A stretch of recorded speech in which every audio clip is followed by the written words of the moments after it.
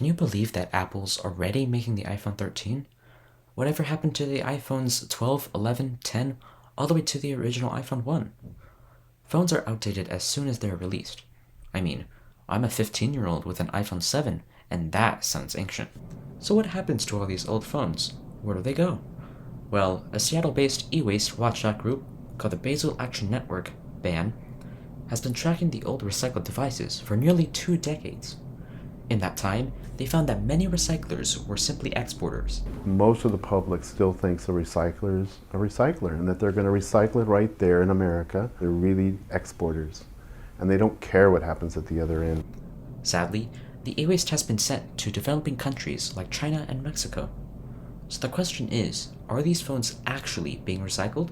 In order to investigate what was going on, the BAN group partnered with the MIT and put GPS trackers into 200 discarded devices and dropped them off nationwide, including donation centers, recyclers, and electronic take-back programs promoted by some of the most reputable companies. Shockingly, about 1/3 of the trucked electronics went overseas and ended up in Mexico, Taiwan, China, Thailand, Canada, Kenya, and most ended up in Hong Kong, one of the world's busiest and least inspected ports. A few months later, Jim Puckett, the founder of the BAN organization, found out what happened to the electronic waste that was shipped by US recyclers by going undercover. So everybody, this is scenario 1. We're buying equipment. We look around, see what they have, and we start haggling over the price.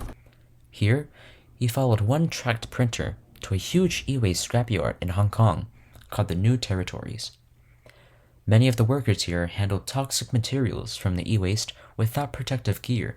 When asked whether they were aware of the health risks and environmental hazards, they said they had no idea.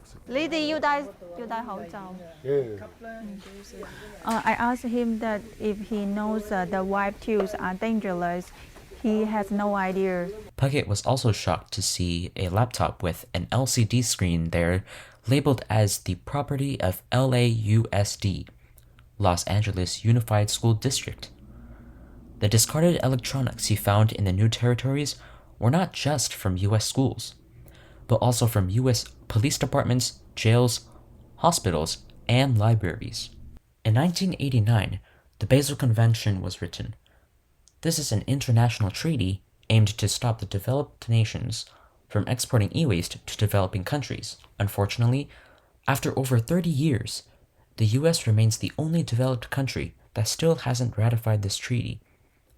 Every year, Americans send about 50,000 dump trucks worth of e-waste to recyclers, but according to the e-Trash Transparency Project, 40% of them were exported overseas instead of being recycled properly in the US. The New Territories in Hong Kong actually serves as only a pass-through for the smuggled e-waste to mainland China.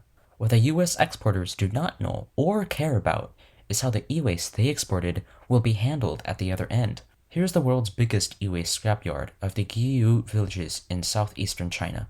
Villagers put circuit boards over coal-fired grills to burn the plastic off to extract the copper wires.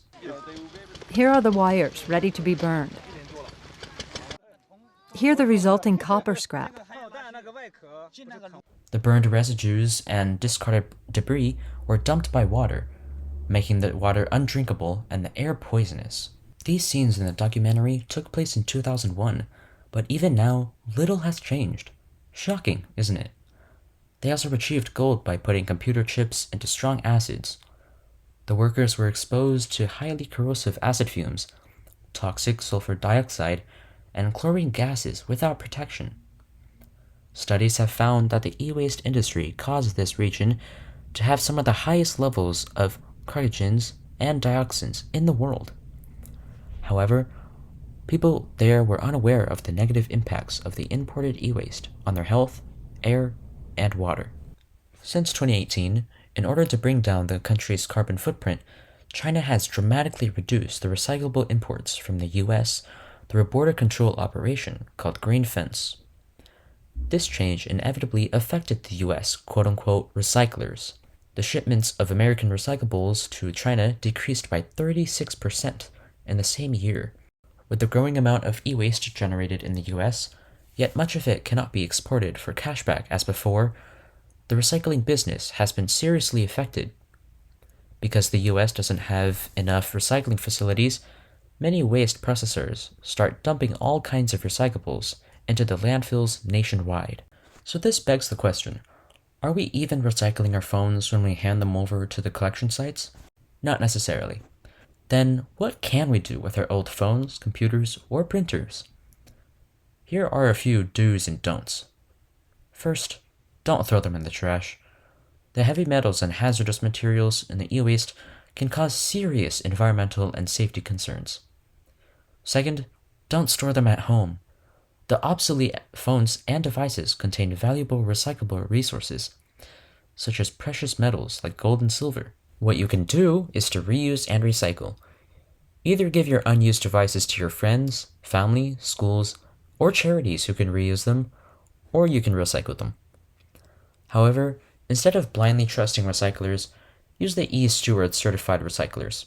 Puckett and his team created a certification called eStewards for recyclers that process electronics safely and properly. They're audited and they're checked, and we do unannounced inspections, and we put trackers into their stream, so we know they're doing the right thing. The eStewards program is supported by major cities and the following enterprises, such as Sony, Bank of America, Boeing, Staples, etc. You can find these certified and reliable recyclers by going to the website eStewards.org and enter your zip code, or look for the eStewards mark on an e-waste recycler's website. Recycling e-waste isn't easy nor cheap to do. That's why the US recyclers try to avoid the problem by exporting them to other countries. But that's not a sustainable action, because the pollution caused in the importing countries will eventually backfire on us and everyone on this planet. So, when scientists and engineers are working hard on more efficient ways to recycle, please do your part to reduce, reuse, and recycle your electronic devices properly.